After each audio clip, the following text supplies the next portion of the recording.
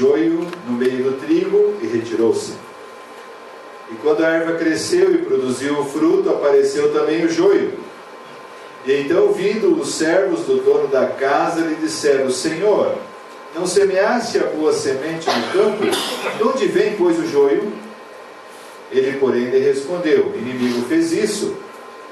Mas os servos lhe perguntaram: Queres que vamos e arranquemos o joio?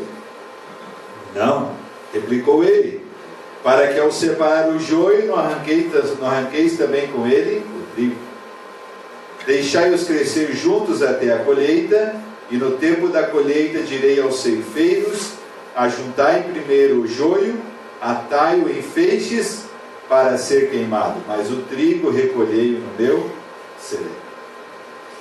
Essa aqui é uma história de Jesus, de alguém que foi semeado no campo e semeou uma boa semente, semeou o trigo, e a Bíblia diz que o inimigo foi e semeou o joio. Olhando de longe, joio e trigo parecem a mesma coisa. Olhando de longe, são grãos semelhantes. A diferença é quando você está bem próximo, você perceberá o que é trigo e o que é joio. Mas enquanto nós estamos olhando assim de longe, é tudo igual. E Jesus está falando aqui algo importante para mim e para você. Porque você sabe que a semente na Bíblia é simbolizada pela palavra de Deus. A semente na Bíblia é o Evangelho. A semente, portanto, de Jesus é a semente boa. É a boa semente. Mas a Bíblia diz aqui que o joio, ou seja, a semente que não é de Deus, quem semeia é o inimigo. E desta maneira nós temos dois tipos de sementes plantadas neste mundo e também, consequentemente, dois tipos de grãos. Nós temos a semente boa e a semente má, nós temos o trigo e nós temos o joio. Sempre você vai ver na Bíblia isto: dois grupos de pessoas. Sempre você vai ver salvos e perdidos. Sempre você vai ver lobos e ovelhas. Sempre você vai ver cabritos e cordeiros. E esta é uma separação que a Bíblia vai fazendo daqueles que pertencem a Deus e daqueles que não pertencem a Deus, daqueles que são de Deus e daqueles que não são de Deus. E a Bíblia diz que Deus deseja que nós sejamos trigo, amém? Deus deseja que você pertença a Ele, porque Ele quer levar você para o celeiro, Ele quer levar a mim para o celeiro, Ele quer nos levar para o céu. Desta maneira, a Bíblia é bem clara aqui, que Deus deseja que nós sejamos trigo para o Senhor. Quando Jesus tratou desse assunto com seus discípulos, logo veio aquela parte em que os servos disseram: Senhor, quer que a gente arranque o joio? Qual foi a resposta de Jesus? Não. Deixa junto ali. Sabe, meus queridos, a igreja é local para pessoas que precisam de Deus. A igreja é local para pessoas que precisam de uma vida com Jesus. A igreja não é local para santos e perfeitos. Aliás, nesta terra não existe nenhum santo e nenhum perfeito, porque se fosse santo ou perfeito, já não estava aqui, já tinha subido. Porque os que foram santos e perfeitos aqui na terra já subiram, que foi Enoque e Elias, e Moisés depois da ressurreição. Mas nós ainda estamos no caminho, no processo. Então a igreja, meus queridos, ela é aberta para todo tipo de pessoas, para todo tipo de história de vida e para todos os problemas. E a bênção do Evangelho é que o propósito de Deus é transformar o joio em trigo, amém? Humanamente, pela natureza, o joio é joio e trigo é trigo. Mas nós estamos falando das coisas de Deus. E Deus pode transformar joio em trigo. Mas eu tenho uma notícia que talvez não seja tão boa. Que o inimigo está se esforçando para transformar trigo em joio. Nós temos aqui as duas correntes. Deus se esforçando para que você seja trigo. e o inimigo lutando para você ser um joio. Como que nós estamos então nesta questão? Você está dando lado mais à voz de Deus para que ser um trigo? Ou a voz do inimigo tem soado na sua vida? Porque só tem dois tipos: ou é joio ou é trigo. Deus quer que todos nós sejamos trigo, e o inimigo quer que todos sejamos joio. Deus pode transformar joio em trigo, e trigo também pode se tornar joio. Infelizmente, isso também pode ocorrer. Jesus explica um pouco mais esta parábola, e os discípulos pedem uma explicação no verso 36. E o verso 37 tem toda a explicação de Jesus. E ele respondeu assim: o que semeia a boa semente é o Filho do Homem. O campo é o mundo, e a boa semente são os filhos do reino, e os joios são os filhos do maligno. Muito claro Jesus falando isso para nós. O inimigo que semeou é o diabo. A ceifa é a consumação dos séculos. E quem são os ceifeiros? Os anjos de Deus. Os anjos de Deus. Porque a Bíblia diz que quando Jesus voltar, ele ficará nas nuvens do céu. E a Bíblia diz que quem vai descer aqui nessa terra são os anjos. E os anjos vêm para nos buscar, para nos levar a encontrar com Jesus. É por isso que a Bíblia usa a expressão que os ceifeiros são os anjos. É eles que descem, porque eles já estão aqui, a todo momento, protegendo a sua vida, cuidando de você, cuidando de mim também. E a Bíblia continua dizendo para nós: pois assim como o joio é colhido e lançado ao fogo, assim será na consumação do século. Mandará o Filho do Homem os seus anjos, que ajuntarão do seu reino todos os escândalos e os que praticam a iniquidade ou o pecado, e os lançarão na fornalha acesa. Ali haverá choro e ranger de dentes. Então os justos resplandecerão como o sol no reino de seu Pai. Quem tem ouvidos para ouvir, ouça. Existe uma expressão muito comum entre nós que é assim: entra por um ouvido e sai pelo outro. Já viu essa expressão? Mas Jesus usa diferente. Quem tem ouvidos para ouvir, ouça. Entendeu a diferença de Jesus? Ele está querendo falar conosco o seguinte: nós precisamos ser trigo.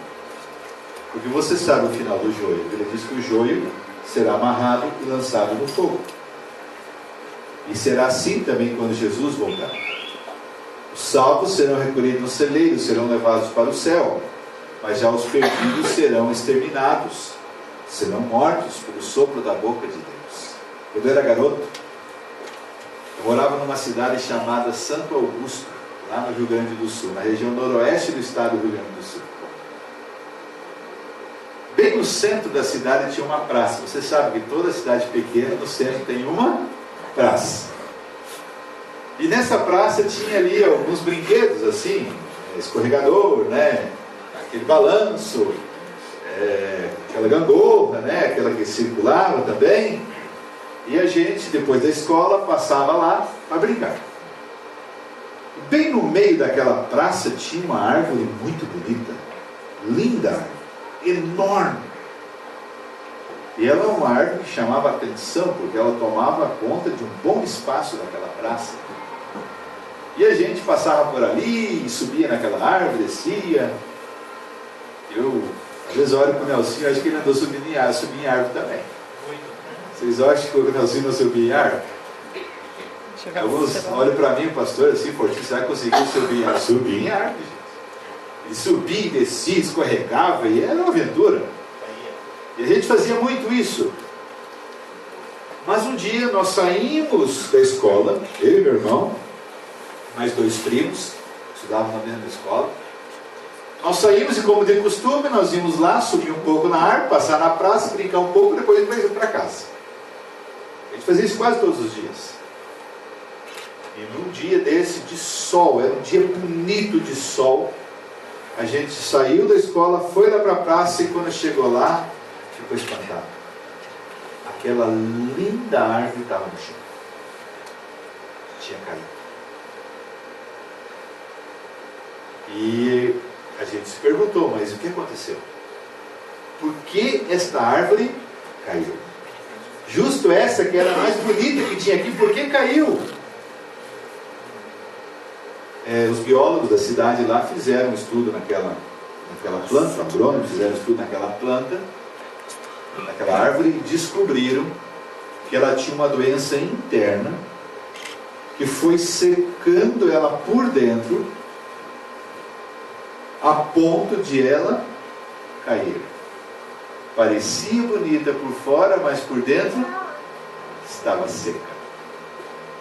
Muita gente hoje, meus queridos, é mais ou menos como aquela árvore da minha cidade. Por fora parece que está tudo bem, mas lá no íntimo, lá no coração, talvez as coisas não estejam tudo bem. É comum quando a gente cumprimenta alguém, a gente pergunta, tudo bem? O que o povo responde? Tudo bem. Sorrindo ainda, né? Quando alguém responde mais ou menos, aí a gente até brinca, é mais do que menos, né? O fato é, meus queridos, que às vezes o nosso sorriso esconde alguma dificuldade, alguma dor, algum problema, alguma situação que a gente esteja enfrentando. Eu quero dizer para vocês que Jesus é especialista em mudar as coisas, em transformar as coisas.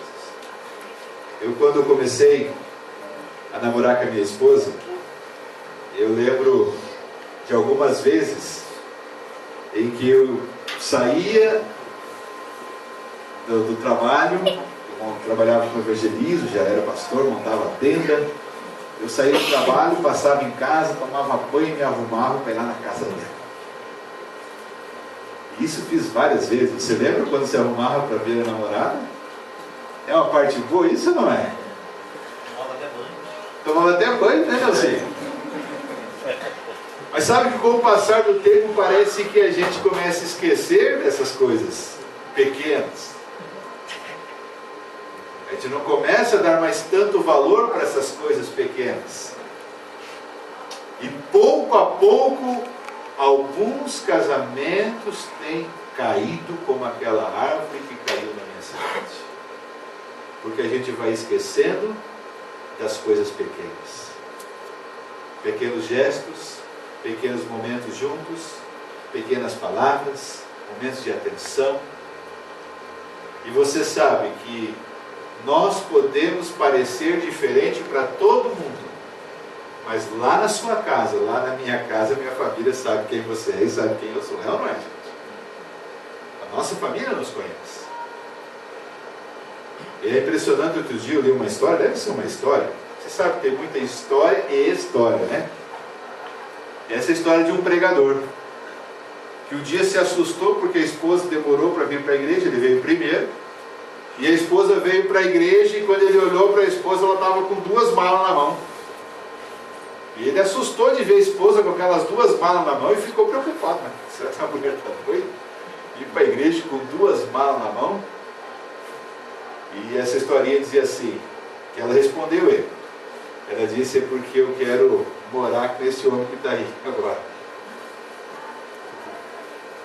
Porque às vezes nós somos uma coisa em casa e fora da nossa casa nós parecemos ser outra coisa.